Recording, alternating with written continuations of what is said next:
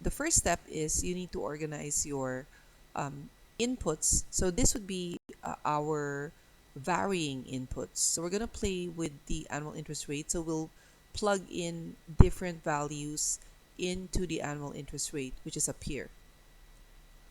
Okay, so we're going to plug in different annual interest rates here to see the resulting monthly payment and total interest paid. But instead of entering the monthly interest rate here one by one and getting the answers here, we're just going to display them in a table. So this is called a data table. So let's enter the formula for monthly payment. Now monthly payment is actually here.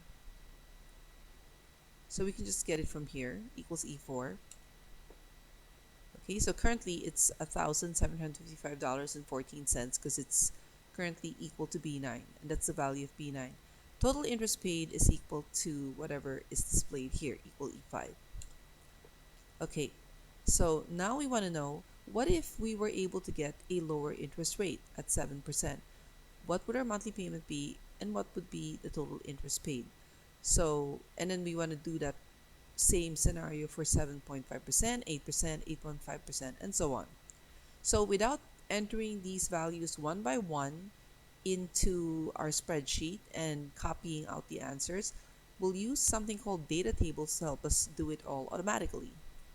So we select this area, okay, including this empty cell here, okay, and then we go data, what if analysis, and data tables.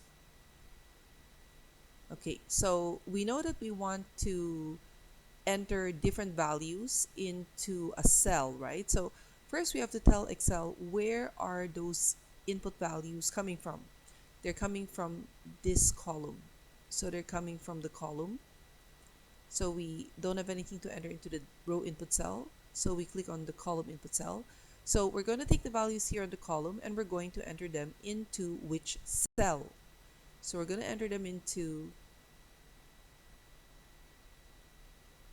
B3.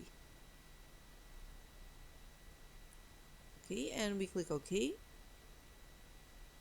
And you'll see that the data table has been calculated for us. And of course, we can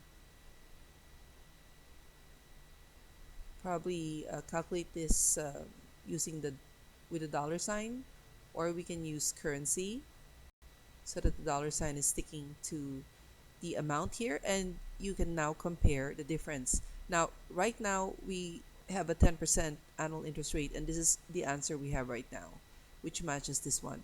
But if we were able to get a lower interest rate, like 8.5%, 9%, then this is the impact on monthly payment and on total interest paid.